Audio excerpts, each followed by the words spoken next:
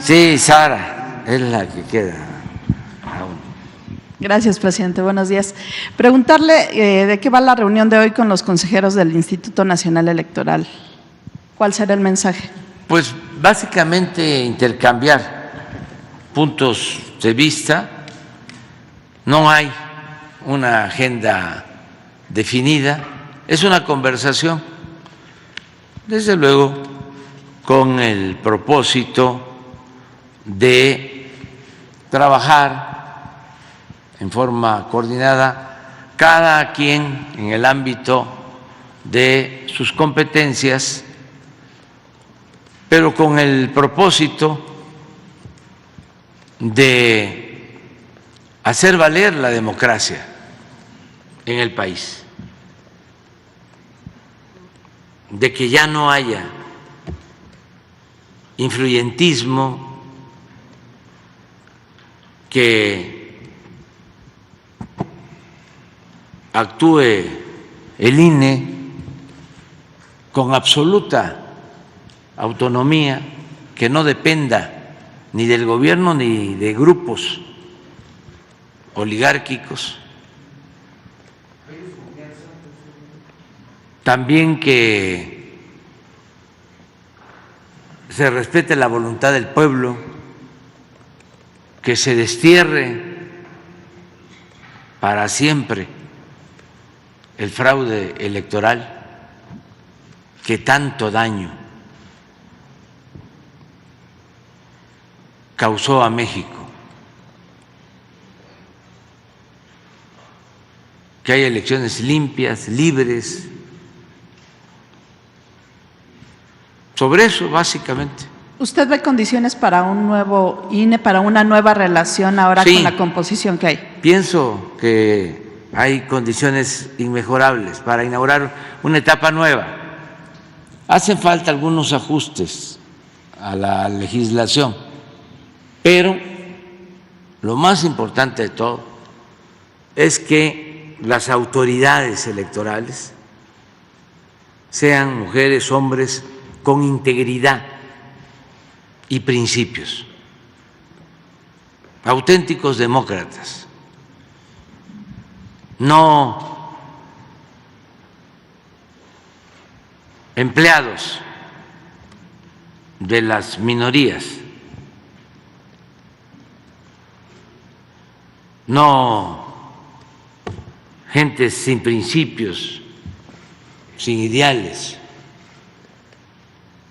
como ha sucedido, de que el INE o antes el IFE estaban al servicio o del gobierno o de los potentados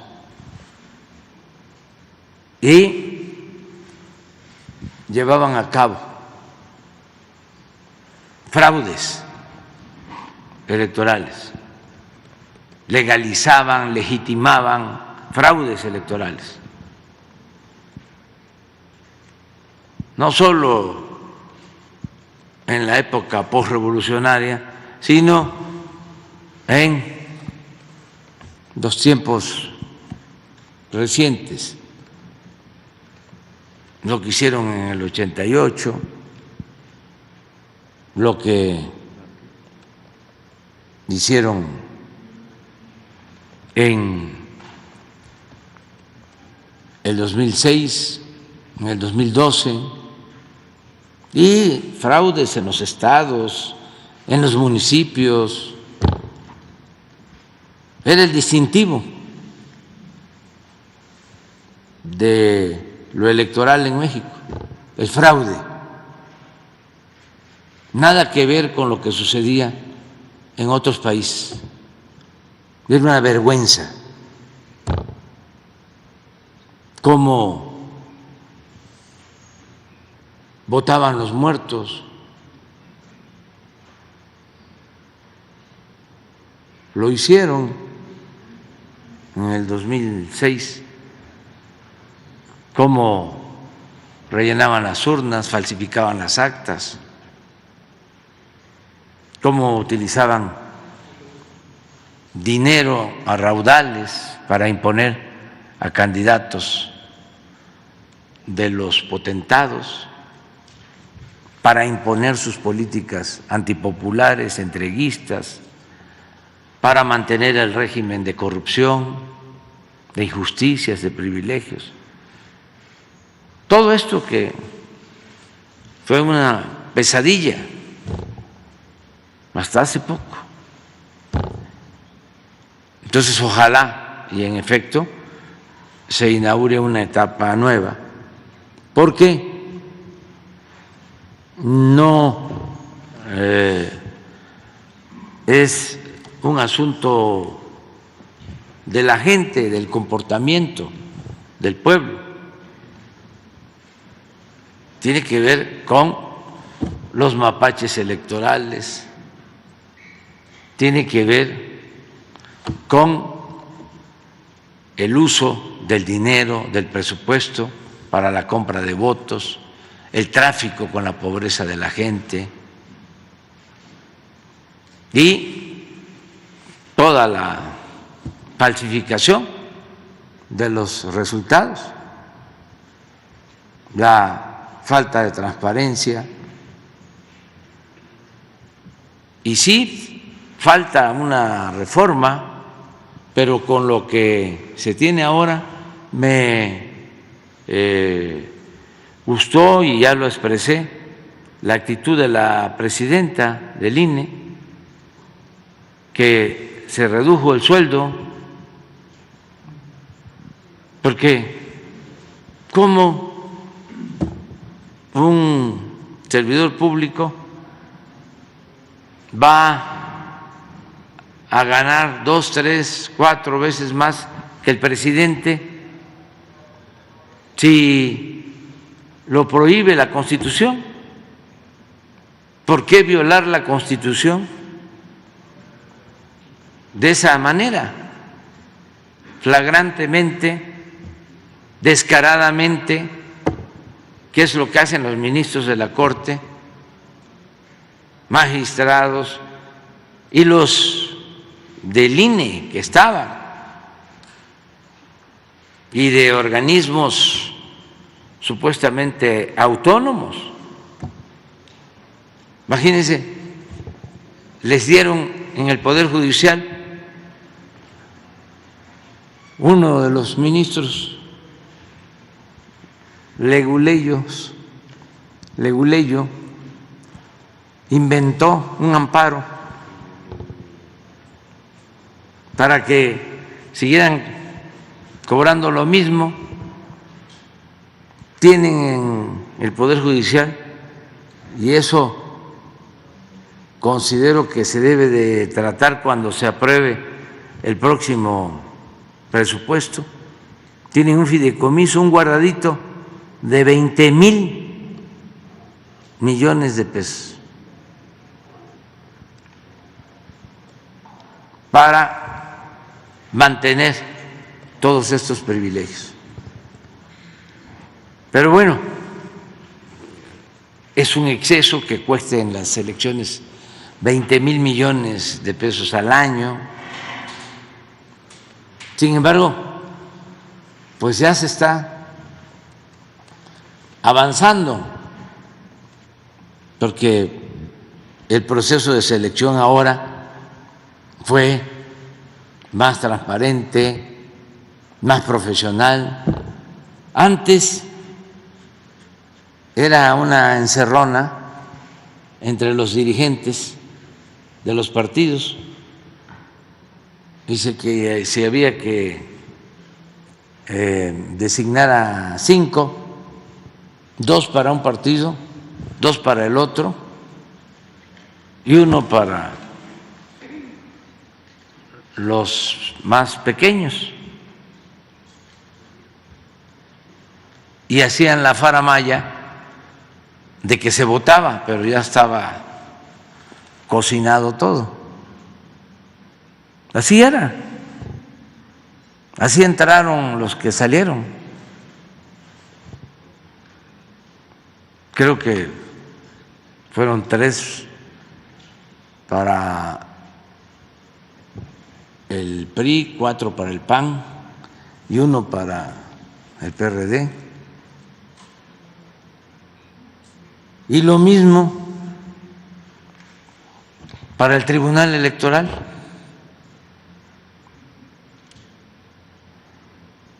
Por eso, pues, hace falta cambios, pero bueno, ahí vamos avanzando. Porque al final de cuentas,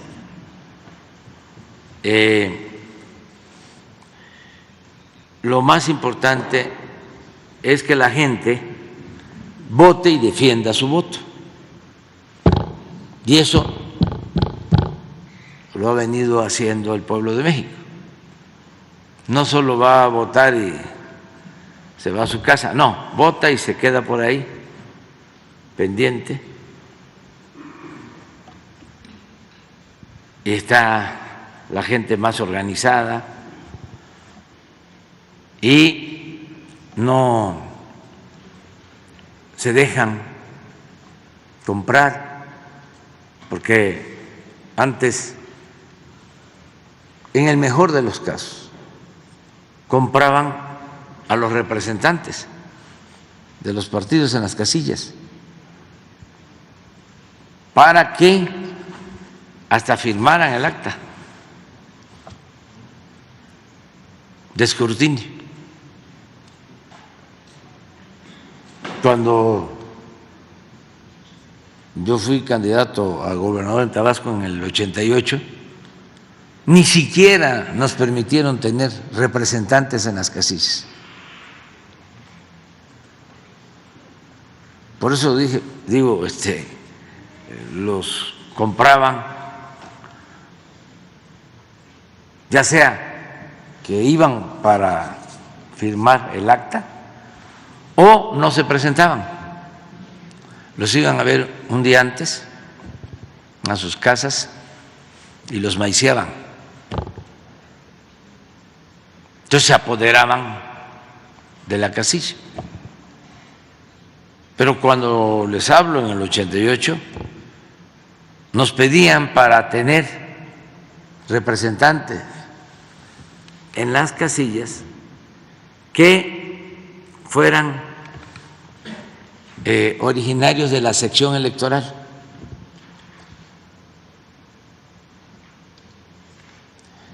Y la carta de residencia para probar que eran de la sección electoral la otorgaba el gobierno municipal, y todos los gobiernos eran de un partido. Y sencillamente no nos dieron ninguna carta de residencia y no se pudo tener representantes. Ya se pueden imaginar lo que hicieron. Pero eso en el 88. Y después, pues el 6, imagínense, el que se negaron a contar los votos. ¿Qué les costaba contar los votos, abrir todos los paquetes para que no quedara ninguna duda? No. Porque había casillas en donde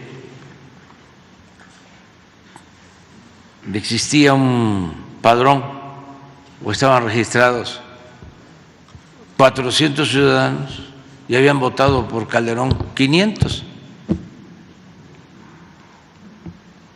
En Nuevo León, en San Luis Potosí,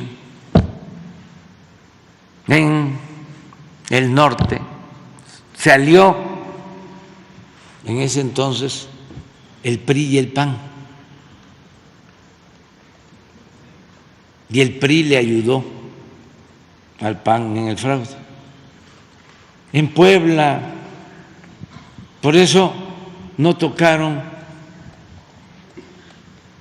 al que estaba de gobernador, que lo acusaron después, Marín, porque porque les ayudó.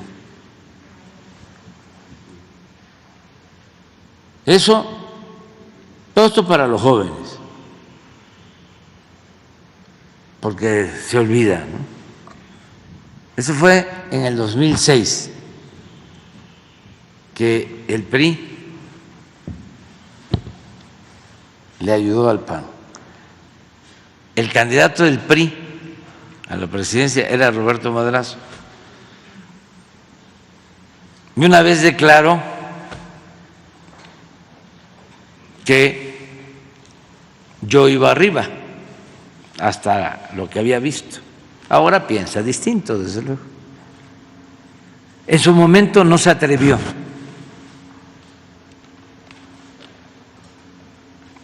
a denunciar el fraude, porque había el acuerdo. El único que se atrevió de los priistas fue Moreira, que está ahora del PRI, Rubén Moreira, que era diputado y llegó Calderón siendo presidente y él se subió a decir de que no había ganado la presidencia Calderón y empezaron a gritarle todos los diputados del PRI, claro, a toro pasado: espurió, espurió, espurió. Toda la historia, ¿no? Para los jóvenes, ojalá y los escritores, ¿no?, recojan todo esto, porque pues ya nadie quiere acordarse. Y luego, cuando es candidato Peña Nieto, le devuelven el favor los del PAN al PRI, porque ya votan por el PRI. O sea, en el 2006 los gobernadores del PRI le ayudaron en el fraude al PAN, y en el 12 los gobernadores y los políticos del PAN le ayudaron en el fraude al PRI. Fox, ya lo he dicho, pero no está de más repetirlo, no llamó a votar por Josefina Vázquez Mota, que era la candidata del PAN a la presidencia, la candidata de su partido. Llamó a votar por Peña Nieto. Toda una promiscuidad política. Por eso, pues es muy natural que ahora se agrupen ya abiertamente, que dejen de simular. Fue muy bueno, de las cosas mejores que se han logrado en los últimos tiempos, porque cómo engañaban que eran distintos, ¿no?, el PRI y el PAN. Y muchos, como se dice coloquialmente, se fueron con la finta.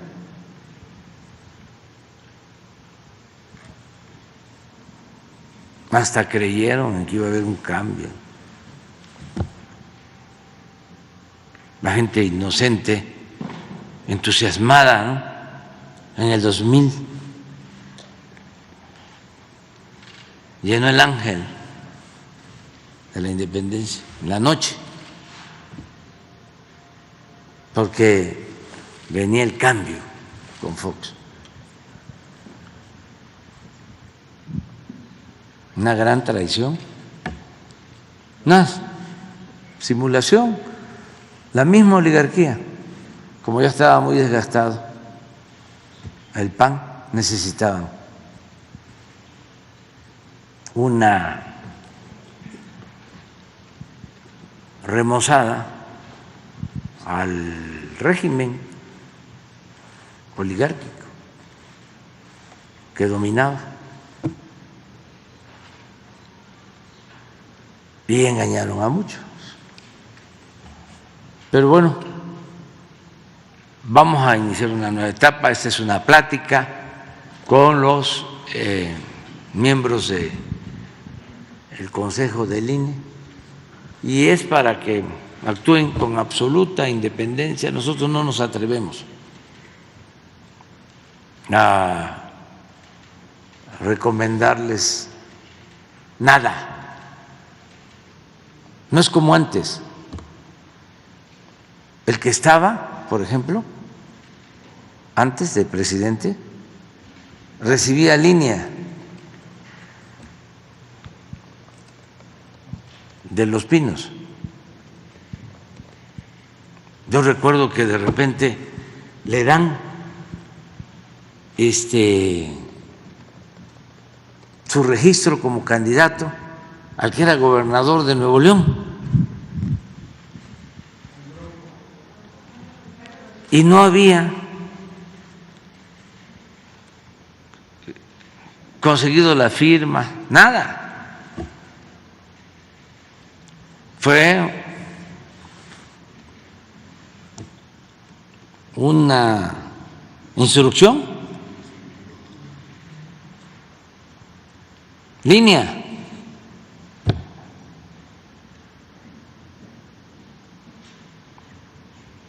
Esto también para los jóvenes, porque eso sí, no hace mucho. Ojalá y nunca, jamás vuelva a suceder eso. Estos que se fueron también, porque supuestamente ni siquiera fue cierto, unos precandidatos de Morena al gobierno de Guerrero y de Michoacán los eliminaron por consigna.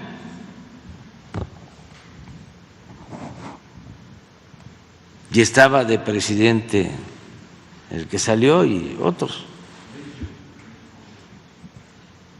Por consigna. Y ahí también con la complicidad del Tribunal Electoral, porque los eliminan los del Consejo, no sé, que habían ejercido o no habían comprobado 30,000 pesos, algo por el estilo, que también es para una tesis, para una investigación periodística. Eso no se puede quedar así. Y les quitan las candidaturas y se acude al tribunal y los del tribunal les contestan a los consejeros del INE: no puedes quitarles la candidatura, sanciónanlos, sanciona al partido, múltalo, pero es un exceso que les quites la candidatura. Pues sí, ni estaba aprobado, era una cosa mínima, pero sobre todo era falso, para un castigo extremo, dejar sin candidato en Guerrero y en Michoacán, por consigna de los potentados, para meternos en problemas en Guerrero y meter en problemas a Michoacán.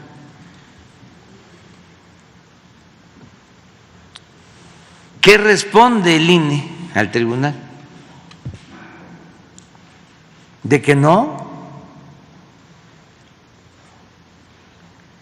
que debe ser severo el castigo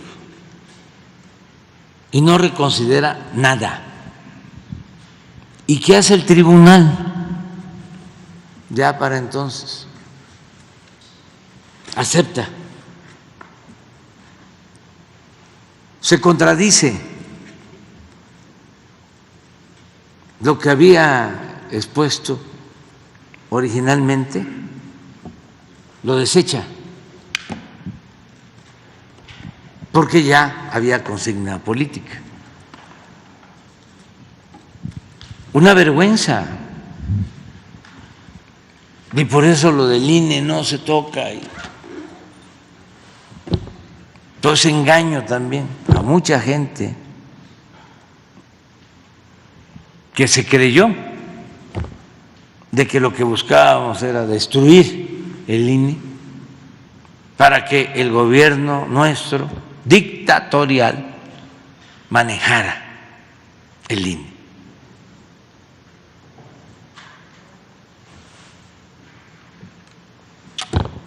Mucha gente pues con poca información y muy conservadores, ultras conservadores, rayando, ¿no?, en el fascismo, en el pensamiento facho, pues lo creyeron todo.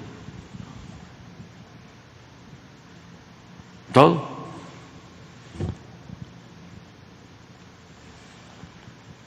Pero bueno, esa es la democracia.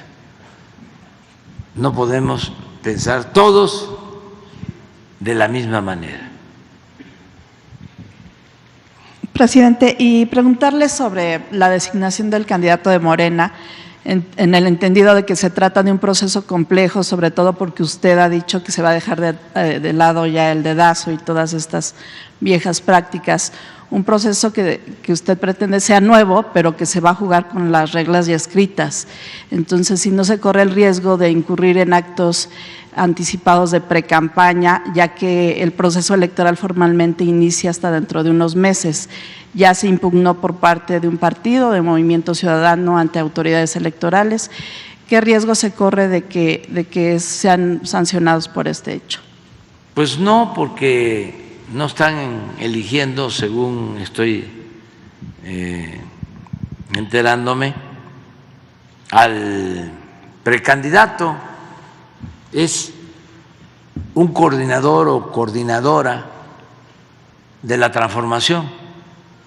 Es quien va a dirigir el movimiento de transformación hacia adelante, la defensa de la transformación. La verdad que yo en septiembre que den a conocer quién gana la encuesta para ser coordinador, coordinadora de el movimiento de transformación, pues ya hay una dirigente, hay un dirigente y él tiene ya la batuta para encabezar todo. ¿Va a terminar siendo el candidato? Tomé tiempo, mi tiempo libre, el lunes, hace como 7 días, sí, y platiqué y di mi punto de vista sobre el tema, pero ya, además, uno de los acuerdos que se tomaron es de que los gobernadores, el presidente, no podemos apoyar a nadie ni hablar mal de nadie. Entonces yo ya no me voy a ocupar de eso hasta que ya haya una coordinadora, un coordinador de defensa de la transformación. Pero escuché a lo mejor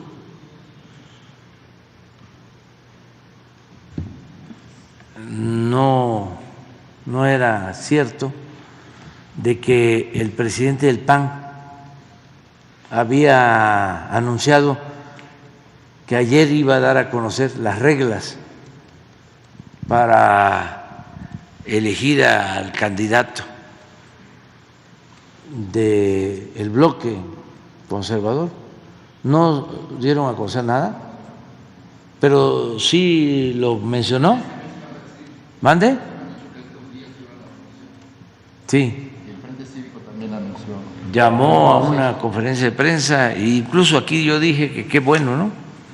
Que ya empezaban a decidir, nada más que no quieran venir a hacer campaña aquí. Presidente, y hace unos días, el fin de semana, justo gobernadores se pronunciaban en favor de la jefa de gobierno. Ahora dice, ya no se puede hacer eso. No. ¿Ese tipo de cuestiones pueden descarrilar este proceso? No. Tipo de expresar simpatías. No puedo yo estar hablando de eso, pero sí le voy a decir una cosa, que no solo aplica para los militantes simpatizantes de Morena, sino para simpatizantes, militantes de todos los partidos y para los dirigentes y posibles candidatos, para todos. Hay mucha politización en el pueblo de México, mucha, y no deben de menospreciar el nivel de concientización del pueblo. El que anda queriéndose pasar de listo le va mal. Esto es un consejo para todos, porque la gente está observando y está muy avispada, muy despierta, muy consciente, muy politizada, muy empoderada. Entonces, al que ve, hombre o mujer, queriéndose pasar de listo, estoy seguro que le va a perder si le tenía simpatía. Es que tienen que aprender a respetar al pueblo.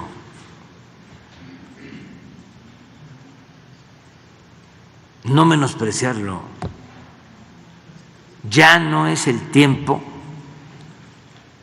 en que se manipulaba con publicidad, con actos espectaculares. Ya cambió la mentalidad del pueblo. Eso es lo más importante que hemos logrado en México.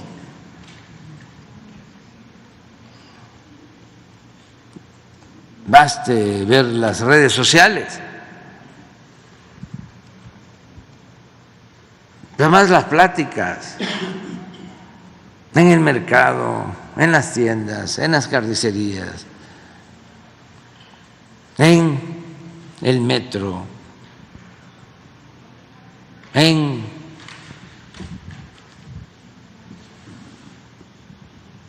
el transporte público,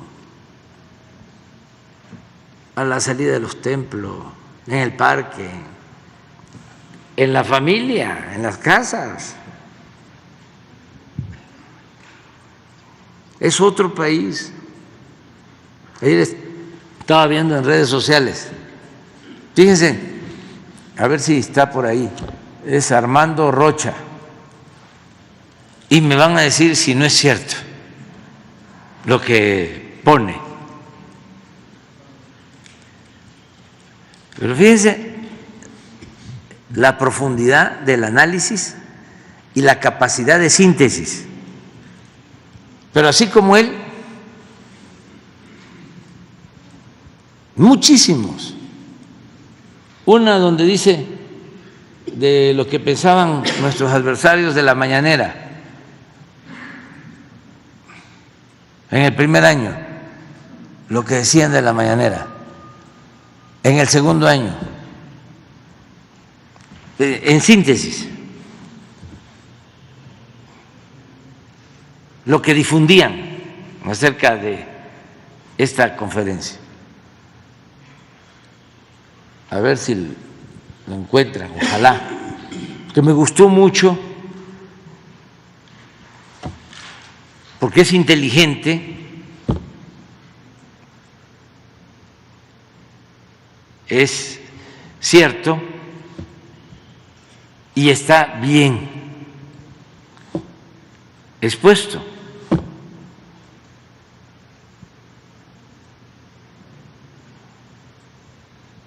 Ojalá y lo encuentren. Es Jorge Armando Rocha de los... Sí, sí, sí, pero a lo mejor él lo...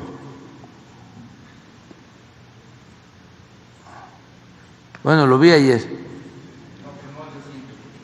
No, sí, sí es reciente porque habla de que ahora quieren venir acá.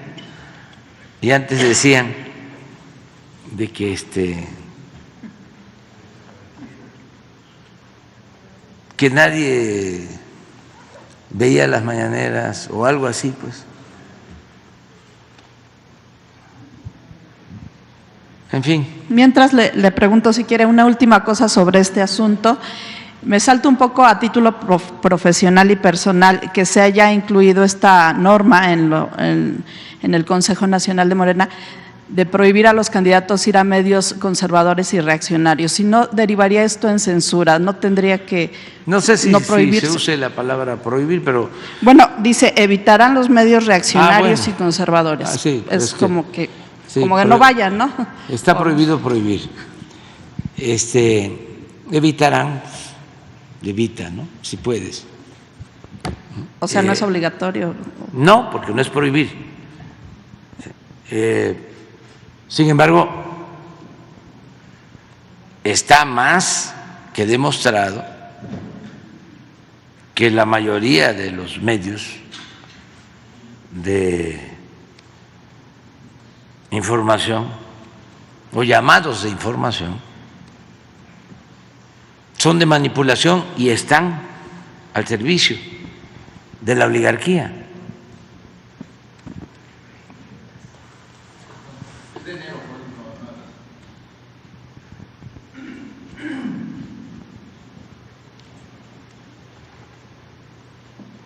No, está más completo. Sí, no, pero es que está hasta…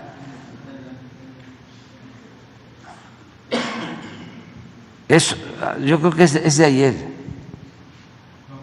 No, o a lo mejor es ese. Pero es que tiene todas las etapas, incluso por año, 19, 20, me acuerdo porque para el 22 decían que con la pandemia ya nadie llegaba.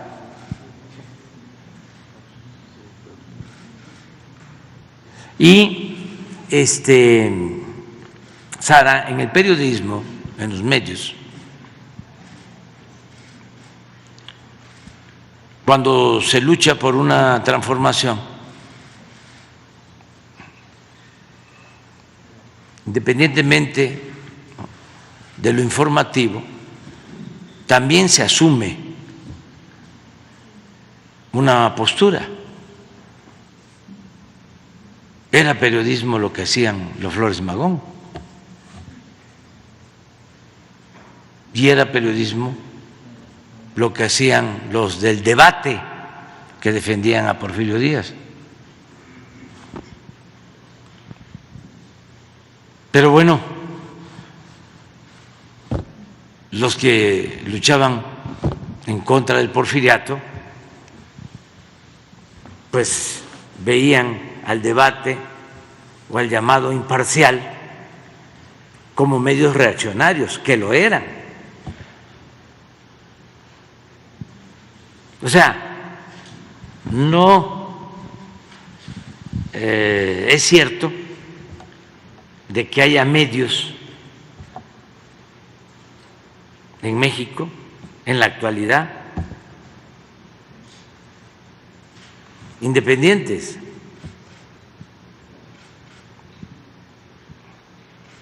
Pueden haber algunas excepciones, pero no es la regla.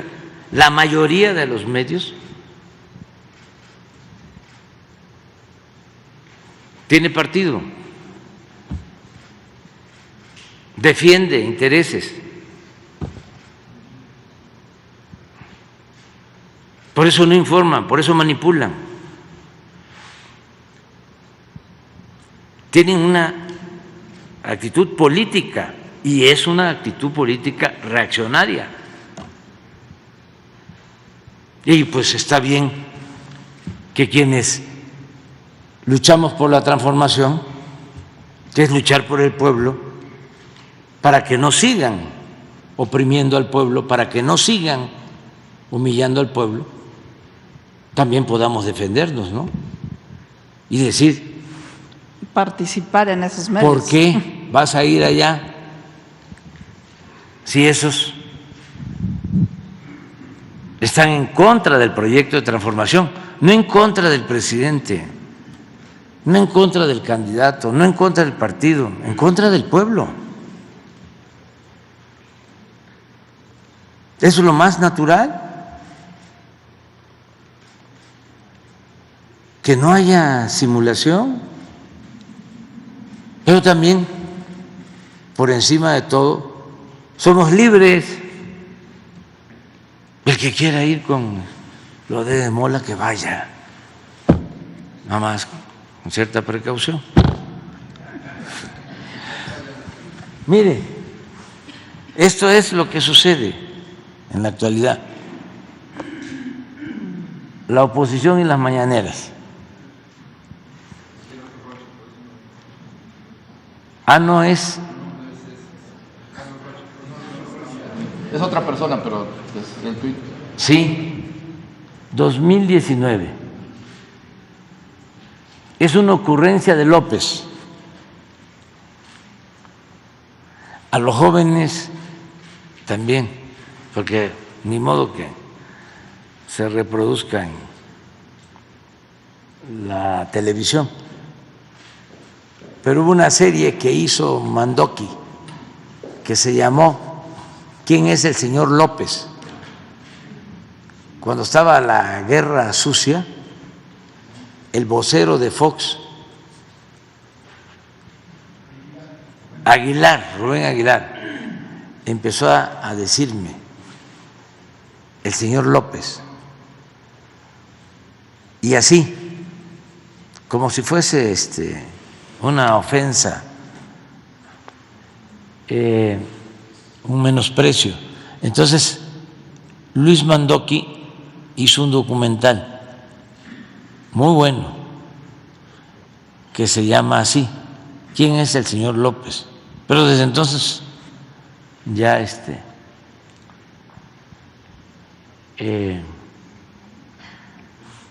para ofenderme, ¿no? Supuestamente, el señor López, cuando pues es mi apellido. Mi padre era Andrés López Ramón, de la cuenca del Papaloapan, veracruzano, que lo amaba y lo sigo amando, pero fue un extraordinario padre. Bueno, es una ocurrencia de López hacer una mañanera puro pan y circo. para los chairos que les gusta el atole. Eso en el 19. En el 20, puro chayotero va a las mañaneras a quedar bien con su Mesías. Nada más le volteó a ver ustedes, ni les pagan bien en sus medios. Deberían de formar un sindicato fuerte y ya no seguir escribiendo si no hay un salario profesional, porque todo se lo llevan los de arriba. Y los predilectos.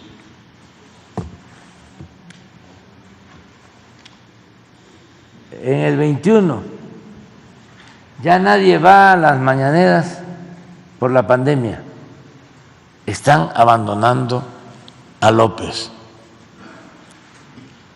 En el 22, López nos está agrediendo desde las mañaneras. Es un dictador. Así empezó Venezuela. En el 23, presidente, le exigimos que deje entrar a Xóchitl a la mañanera. Es su derecho de réplica. Basta de censuras, López. Pero está muy bien. Ponga a Gandhi eso de que primero te ignoran.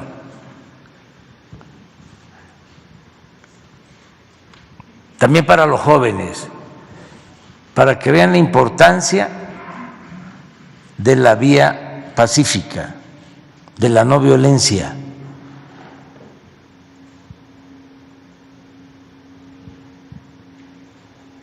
Cómo la razón, la esperanza son fuerzas muy poderosas.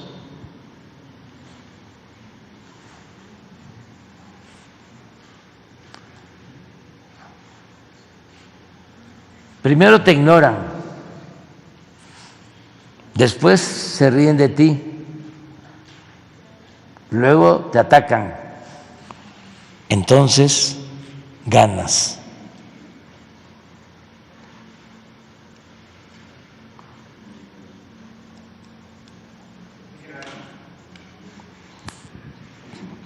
Bueno. Gracias, presidente. Solamente preguntarle del tema de la alcaldesa de Tijuana, Montserrat Caballero, que anunció que se muda a instalaciones militares por el tema de seguridad y porque ha recibido amenazas, y si se le va a brindar protección adicional o va a quedarse ya a vivir ahí por tiempo indefinido. ¿Qué procedería en este tema? Se le está protegiendo ya desde hace como 15 días. Porque sí ha recibido amenazas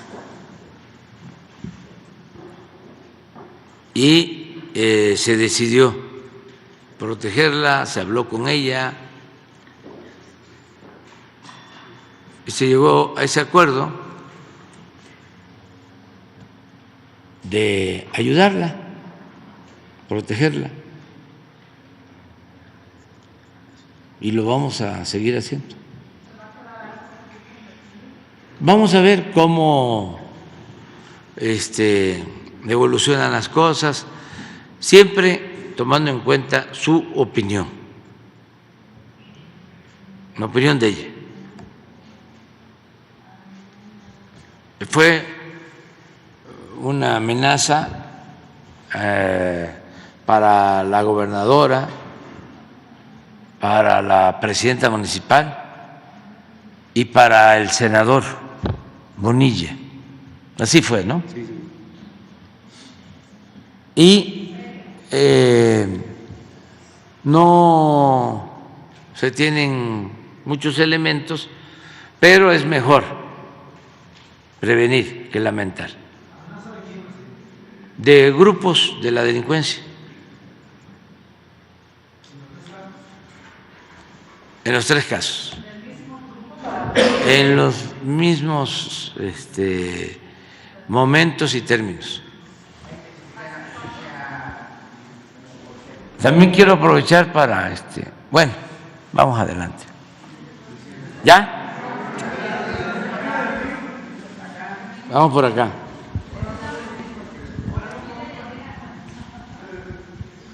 Buenos días, presidente. Carlos Montesinos, de Reporte Índigo. Buen día a todos los funcionarios, secretaria.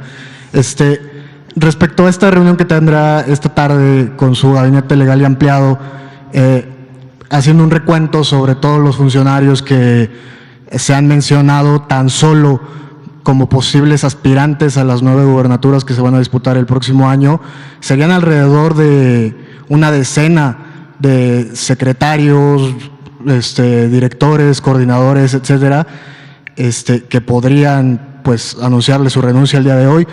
En ese sentido, preguntarle, ¿no considera o no ve usted una posible afectación a su gobierno en este último año de administración, una salida de tantos funcionarios en puestos clave como estos? Nos ayuda mucho lo que les comentaba, de que los proyectos prioritarios tienen responsables, independientemente de la secretaría de qué se trate,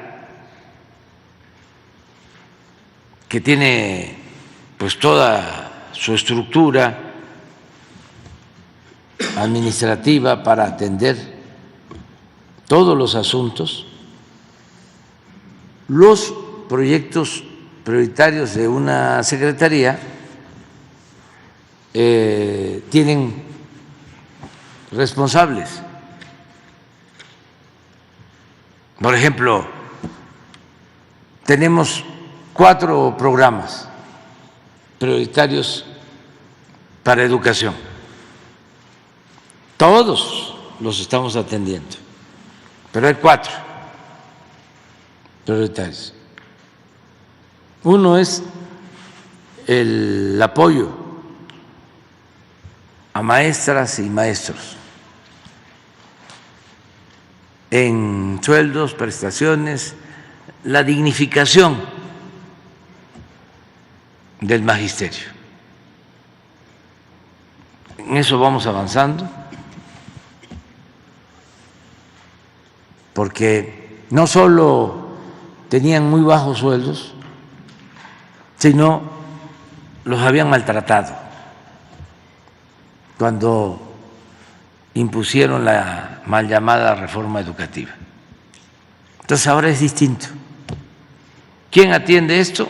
El oficial mayor, Óscar Flores. Y ese no se va, ahí se queda. Bueno, la secretaria de Educación se queda, Leticia Ramírez. Pero bueno, en ese proyecto. 2, el programa de becas. Son 12 millones de becas.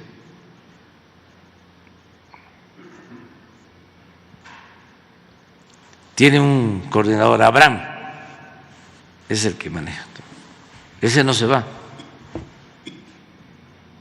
O sea, no va a ser candidato a nada. Y ese programa es importantísimo y es el que lo viene manejando muy bien, pero mucho, mucho, muy bien.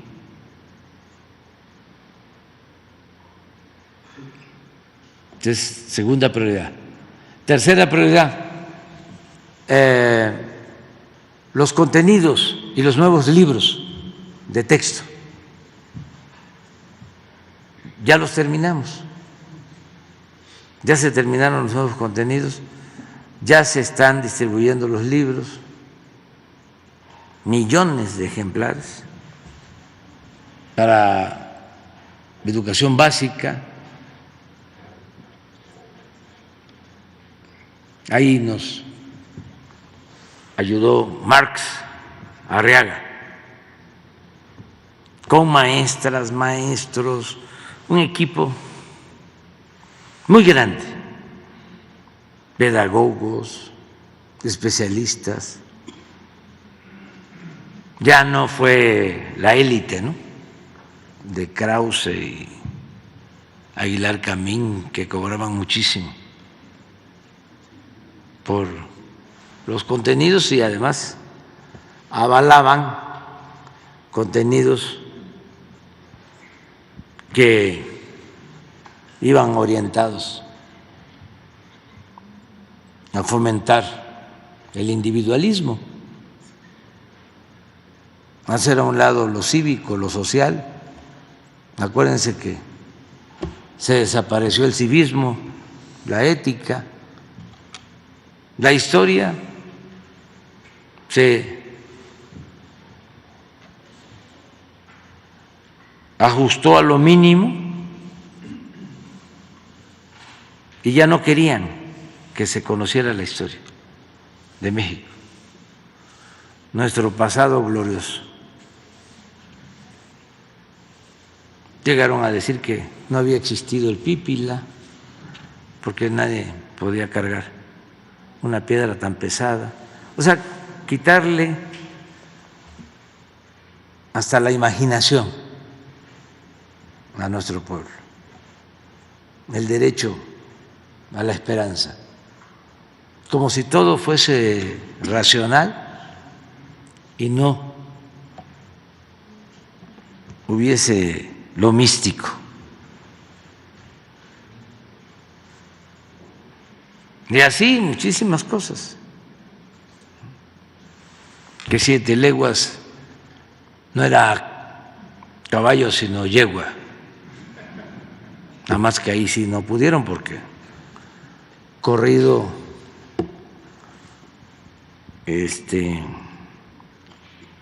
no me gusta la palabra, pero corrido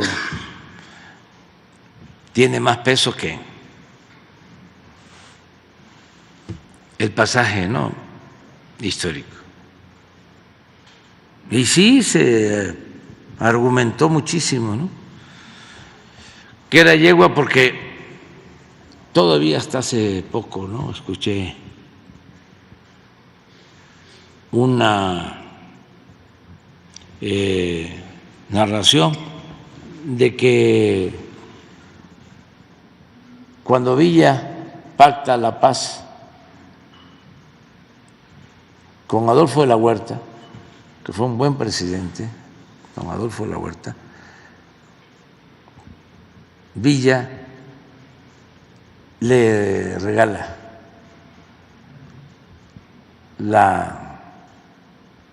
el caballo y que terminó siendo yegua, llamada 7 leguas. Pero esto hay que ver en qué tiempo, ¿no? Estamos hablando como del 20, 21, Villa ya estaba en retiro, de ahí ya se fue a Canutillo. Pero bueno, todo esto, no, las ofensas, hasta en películas, de los cineastas, buena ondita, progres, buena ondita, contra Hidalgo.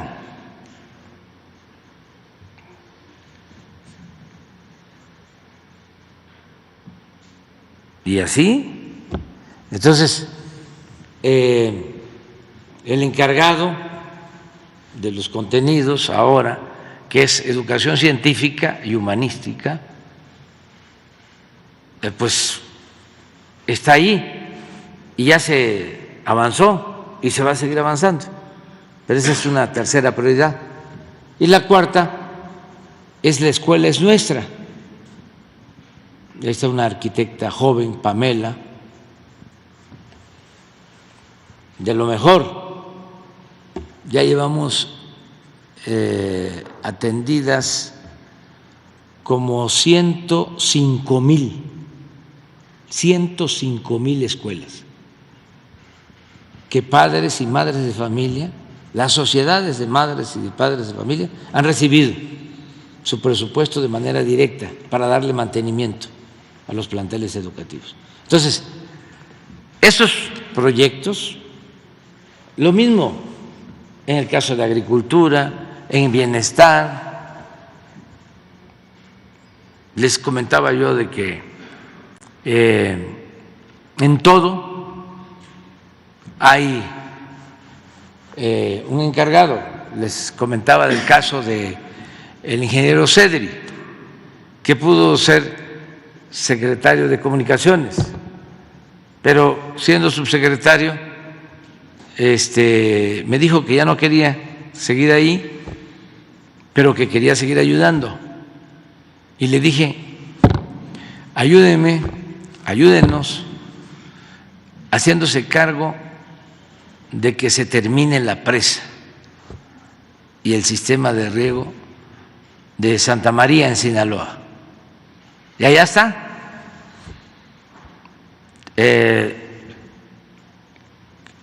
Esa es su tarea, ese es su encargo.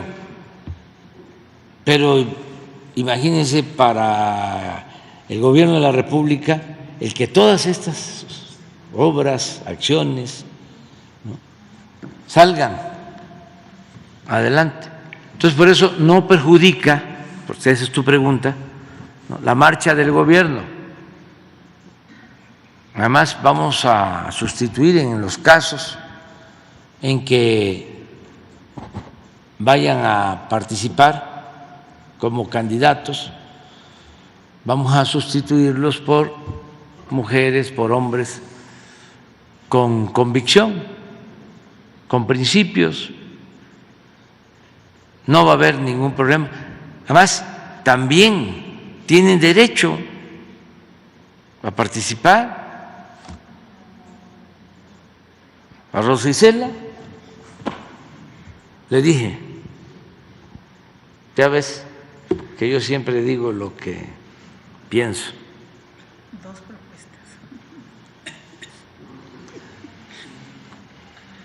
propuestas. Tuvo dos propuestas.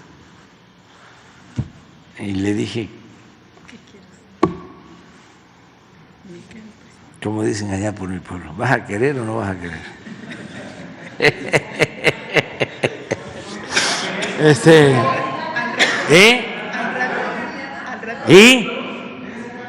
Le contesto ahí.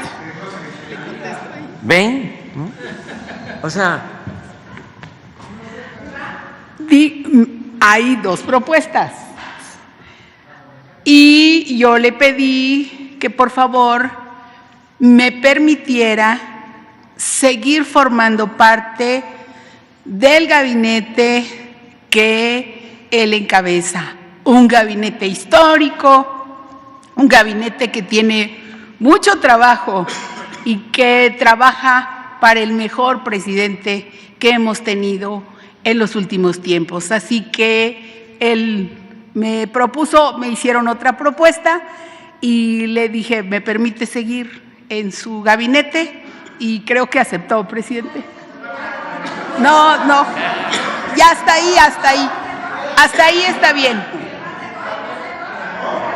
Ya dije que me quedo en seguridad.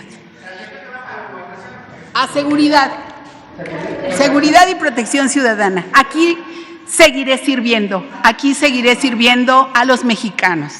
Y también con mis compañeros de gabinete, pues todas las mañanas, antes de las 6 de la mañana hay que estar.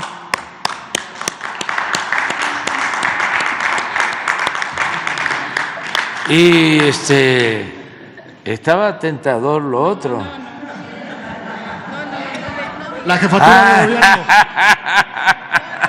La jefatura de gobierno. Pero le agradezco mucho, y así, porque nos ayuda muchísimo, Rosa Isela, mucho. Todos estamos de acuerdo. Es el gabinete de seguridad, es el gabinete que todos los días nos reunimos para enfrentar el flagelo de la violencia, y vamos bien, y con ella es una garantía. Entonces, yo le agradezco mucho, porque supo pues entender que es un proceso y ya vendrán otros tiempos. Yo les digo a los que andan aspirando,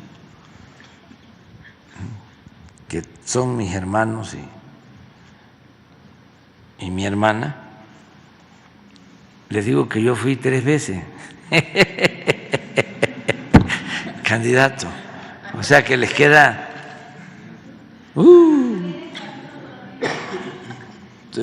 mucho tiempo por delante. Lo importante, como decía Galeano, sobre la utopía. ¿Qué es la utopía? Pues es lo que nos hace caminar. Y va uno caminando, ¿sí? Y ya piensa uno que llegó al ideal, a lo que uno buscaba, y se aleja. Y hay que seguir caminando. Y se vuelve a alejar.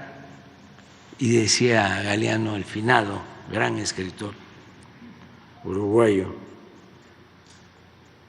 ¿qué es entonces la utopía? Lo que nos hace caminar. Pero tomando utopía, ¿no? Que la utopía es un mundo fantástico, pues. Sí, sí, pues es un ideal, o sea, es un mundo fantástico, es algo místico, ¿sí? No es lo estrictamente racional, porque no todo en la vida es racional. O sea, para poder ser feliz, ¿no? O sea, no aceptar, ¿no?, solo la ciencia, porque si aceptamos solo la ciencia, pues entonces sí se tendría razón cuando alguien pide, a ver, si tú crees en Dios, preséntame una prueba documental de la existencia de Dios. No, porque eso pertenece a lo místico, a las creencias de cada quien. Entonces lo mejor es ese equilibrio, ¿no?, entre lo racional y lo místico, pero cada quien que piense, ¿no?, de la mejor forma. Muchas gracias. A ver, la compañera. Muy buenos días, señor presidente. Es para mí todo un honor estar el día de hoy de regreso en las conferencias mañaneras. Y el motivo de mi proyecto, cuando nos conocimos la primera vez, yo tenía 21 años, hace 5 años ya, fue un proyecto que inició en redes sociales conocido como el Charro Político. En su momento fue muy cuestionado por personajes como Carlos Loret de Mola y otros personajes de los medios tradicionales porque era joven, estudiante y iniciaba un proyecto alterno en los medios de comunicación. No se me olvida que fui la primera youtuber a la que usted le dio la palabra y a partir de ahí comenzó una comunicación circular, pero también incluyente, de la cual me siento muy orgullosa y es para mí un honor estar de nuevo de regreso. Uno de los motivos que me llevó a mi canal fue una situación personal, la desaparición de un hermano. Hoy en Jalisco se vive una situación crítica. Sin duda, entiendo el proyecto de transformación, sin embargo creo que para que esto pueda avanzar, he sido recibida por el subsecretario de la Secretaría de Gobernación. Sin embargo, creo firmemente que para que un proyecto pueda avanzar, hoy que en Jalisco hay tanto dolor, debe de haber una claridad en las cifras. Y mientras tengamos a funcionarios, gobernadores, que engañan, que esconden, que maquillan cifras para mantener un control en el Estado, definitivamente no vamos a avanzar. Ese es un comentario que me gustaría hacer, muy respetuoso. Y también, ya aprovechando la presencia del Gabinete de Seguridad, preguntar, presidente, el pasado 31 de mayo, la Embajada rusa en México publicó en su cuenta oficial, a través de Twitter, una fotografía y videos donde, pues se observaban a personas que portaban lanzacohetes en el estado de Tamaulipas. El texto original, y lo voy a leer a continuación, decía lo siguiente, lo estamos viendo. Nos gustaría llamar su atención sobre el lanzacohetes antiataque AT-4 de fabricación sueco-estadounidense, que lleva un representante de uno de los cárteles mexicanos en el estado de Tamaulipas. Este tipo de armas se envían activamente a Ucrania. Mientras el occidente continúa suministrando armas mientras el occidente continúa suministrando armas sin pensar al régimen de Kiev y ganando mucho dinero con este negocio, probablemente veamos las acciones secundarias en países como México. Mi pregunta concreta es, ¿hay información del contenido que publicó la Embajada de Rusia en México sobre si es verdad que cárteles mexicanos están utilizando armas fabricadas en Estados Unidos que se tendrían que estar enviando a Ucrania? Hubo videos en redes sociales que alcanzaron reproducciones de más de 1 millón de visualizaciones y no ha habido información alguna. Vimos que la semana pasada usted estuvo en Tamaulipas, no sé si se platicó del tema. Gracias. ¿Podría usted, general? Sí.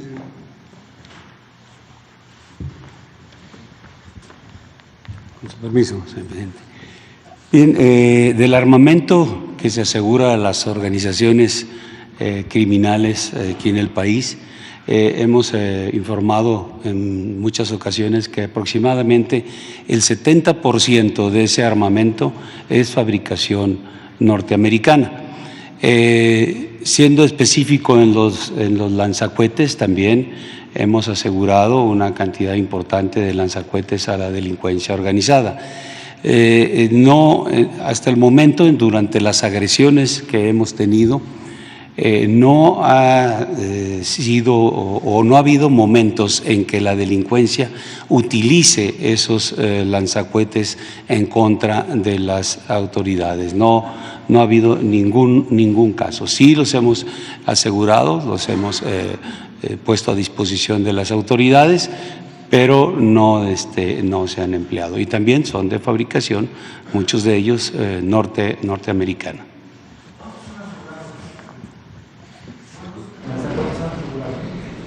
No traigo el dato, si me permiten un momentito, yo ahorita lo pido y le doy el dato de qué tipo de lanzacohetes hemos asegurado en la administración y su procedencia. No los analizamos si eran falsos esos videos, pero pues sí tiene presencia el cártel en esas áreas y bueno, el cártel del Golfo, el cártel del Noreste, que son las organizaciones criminales que tienen presencia en Tamaulipas, pues sí hemos identificado que tienen armamento con capacidades importantes, armamento que se asemeja al de las Fuerzas Armadas. Tenemos aseguramiento de ametralladoras calibre 50, de fusiles Barrett calibre 50, que son armas de una potencia de fuego importante, y otro tipo de armas de alto poder que son lo que se les ha logrado asegurar a estas organizaciones criminales. Bueno, en el transcurso del día, si se te entrega una información y se hace pública sobre los decomisos de arma y el tipo de arma que se ha decomisado y también en lo específico en Tamaulipas. Presidente, una última pregunta. El día de ayer observamos en redes sociales a la gobernadora electa Delfina, que se reunió con el director general del IMSS, Zoe Robledo, para analizar la incorporación del Instituto de Salud del Estado al IMSS Bienestar, sumándose a las 17 entidades ya parte de este convenio. Sin embargo, una de sus promesas al inicio de la administración fue la universalidad del derecho a la salud. ¿No ve como un obstáculo a los estados que aún siguen renuentes? Entiendo la soberanía que lleva cada una de las entidades federativas, inclusive lo establece el artículo 40 y 41 de la Constitución mexicana, pero ¿no ve esto un obstáculo para lograr lograr de forma universal este derecho de salud? Cuando, vemos, pongo un ejemplo, mi estado, 4.1 millones de jaliscienses que no cuentan con ningún tipo de servicio de salud, y sabemos que es un estado que su postura ha sido renuente a esta incorporación. Tenemos el estado también de Chihuahua, donde también la postura de la gobernadora ha sido no adherirse a este proyecto o a este programa. Sin embargo, vemos viajes y gastos superfluos de estas entidades. La gobernadora en un mes 4 viajes al extranjero sin transparentar, que es algo que llama la atención. Hace unos días también la gobernadora de Aguascalientes, en conjunto con el presidente del partido del PAN, Marco Cortés, anunciando que ellos van a mantener un sistema como el Seguro Popular. ¿Esto no es un conflicto o no terminaría perjudicando a los mexicanos y sobre todo, esta propuesta que usted planteó desde el inicio de su gobierno? Mire, es una adhesión voluntaria. Hay 2 mecanismos. Uno es el que la Federación les transfiera a los estados los fondos para la salud pública. Ese sistema de descentralización que se echó a andar en el periodo neoliberal fue un rotundo fracaso, porque por la corrupción esos fondos no se utilizaban para mejorar los sistemas de salud en los estados, para mejorar los centros de salud, los hospitales, para equiparlos, para que no faltaran los médicos, los medicamentos, y empezó la corrupción, sobre todo en la compra de medicamentos. De ahí fue donde surgieron estos políticos como Roberto Madrazo, que se dedicó a vender medicamentos, equipos médicos en distintos estados, porque los estados recibían los fondos de la Federación y ellos los manejaban. A veces esos fondos los desviaban, los utilizaban para pagar nómina cuando no tenían recursos, o para cualquier otra obra. Entonces, nosotros lo que planteamos fue: vamos a federalizar el sistema de salud, sobre todo lo que tiene que ver con la atención a quienes no cuentan con seguridad social, que es la mitad de la población del país, que no tiene ISSSTE, que no tiene seguro, que no tiene servicio médico. Habían inventado esto de el seguro popular, que ni era seguro ni era popular, porque no había ni médicos, ni atención médica, no había medicinas. Y, repito, lo que había era una gran corrupción. Hacían acuerdos los gobernadores con los que vendían los medicamentos.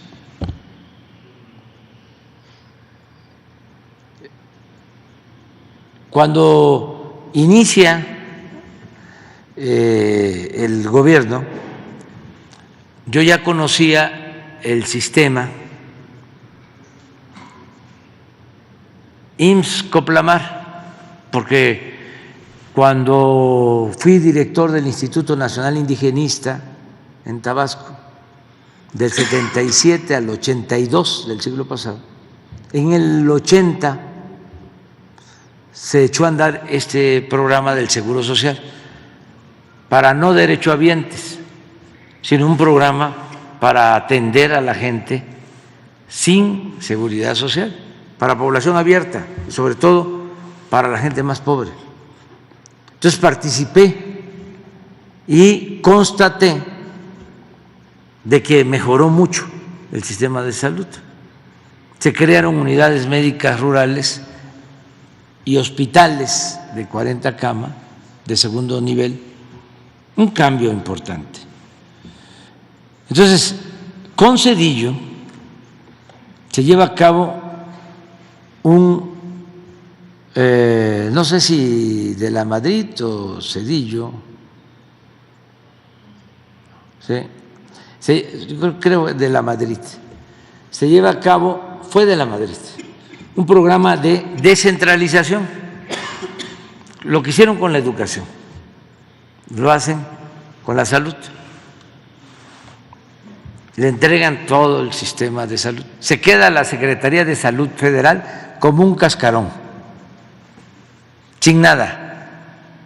La Secretaría de Salud manejaba, creo que 10 hospitales, ¿no? 13. ¿Cuánto? 13 hospitales. 13 en todo el país. Y toda su función era de carácter normativa y era la que entregaba el dinero a los estados. Esa era su función de la Secretaría de Salud. Entonces, cuando llegué al gobierno,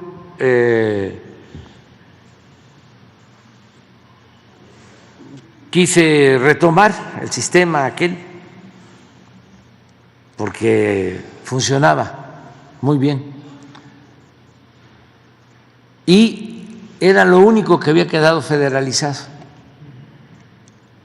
Claro, ya había cambiado de IMSS-Coplamar a IMSS Solidaridad, a IMSS Oportunidades, a IMSS Prospera, Progresa, pero se habían quedado porque me cuentan de que el secretario de Salud en ese entonces, el doctor Cumate, se opuso a que ese sistema se entregara. Gracias a eso, ese sistema, con todas sus limitaciones, siguió funcionando bien en los pueblos más marginados, allá, unidades médicas y hospitales. Entonces, cuando inicia el gobierno, hice un recorrido por los 80 hospitales del IMSS Bienestar, porque quería yo extender el modelo, utilizar ese esquema para ampliarlo y garantizar la atención médica a quienes no cuentan con seguridad social. Vino la pandemia, tuvimos que echar a andar un plan de emergencia, pasó la pandemia y regresamos. Y ya llevamos como 16 estados que han aceptado la federalización y estamos mejorando. Son 4 acciones: mejorar las instalaciones hospitalarias, infraestructura y equipos, que no falten. 2, médicos y especialistas, que estamos en eso, que no falten.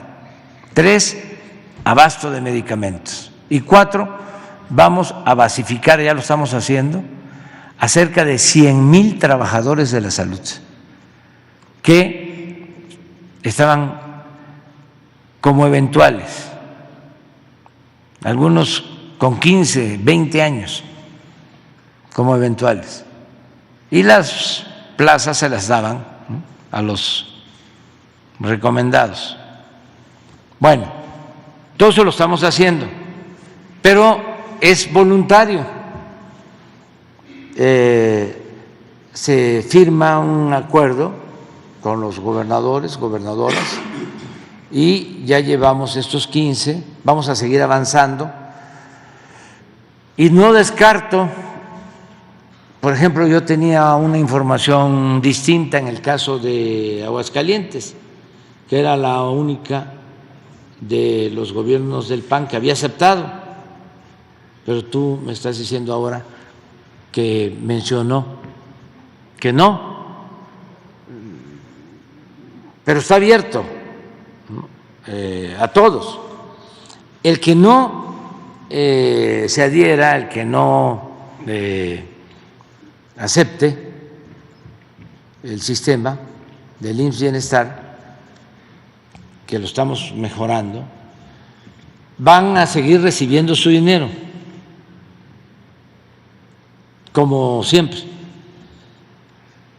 Y pues aquí solo hay 3 explicaciones. Una, que tengan un sistema de salud muy bueno, público. Esa es una. 2, que no coincidan con nosotros, porque pasa, de que la salud no es un privilegio, sino un derecho, porque les molesta a los conservadores cuando se dice que no se va a cobrar, que es gratuito, porque estamos quitando todas las cajas registradoras. Pero para un conservador eso es como un insulto. Eso sería lo segundo, una concepción distinta. El que sí paguen cuotas, y nosotros queremos cumplir con lo que dice el artículo 4 constitucional, el derecho del pueblo a la salud. Y nada de solo el llamado cuadro básico, eso no, todos los medicamentos. Por eso acabamos con la corrupción en la compra de medicamentos, porque se robaban muchísimo. Y ahora con el mismo presupuesto tenemos todas las medicinas para todo el pueblo. Nos ahorramos 40,000 millones de pesos en la compra de medicamentos. Bueno, y lo tercero, por lo que no acepten, que no lo puedo asegurar, pues, pero no descarto la posibilidad, es que tengan acuerdo con los distribuidores de antes y no quieren romper esos acuerdos. Pero nosotros vamos a continuar, y como va a funcionar muy bien el sistema IMSS Bienestar, ya está funcionando, pero va a funcionar cada vez mejor. Antes de irme va a quedar muy bien. Si en los estados que no participen no hay un buen sistema de salud pública, la misma gente se va a hacer cargo de presionar y decir por qué en el Estado de México sí funciona y por qué en Querétaro no. Es bueno, es un desafío, no está mal, y tiene que ser siempre voluntario, pero que quede claro, no se limita a nadie. Lo que por derecho corresponde se le entrega. Lo que cambia es si nos unimos todos y se aplica el modelo IMSS Bienestar o no, si ellos quieren seguir con el mismo sistema. Eso es básicamente. Ya. Quédense los dos, ¿no? Sí. No. Bueno, vamos a hacer una cosa. Tú mañana y tú pasado mañana, nada más uno. Ya. Bueno, ya abierto después.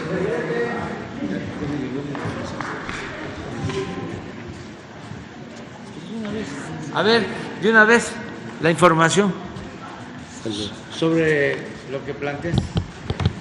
Bien, hemos asegurado a las organizaciones delictivas durante la presente administración 12 lanzacohetes, 5 al cártel Jalisco Nueva Generación, 4 al cártel del Pacífico, 1 al cártel del Golfo, 1 a Guerreros Unidos y 1 al nuevo cártel de Juárez. También 323 fusiles Barrett calibre 50, 221 ametralladoras, 56 lanzagranadas, 18.800 armas largas y 10.193 armas cortas, pistolas. Ese es los datos. Sí, aquí se lo damos a Jesús. Muy bien, nos vemos mañana.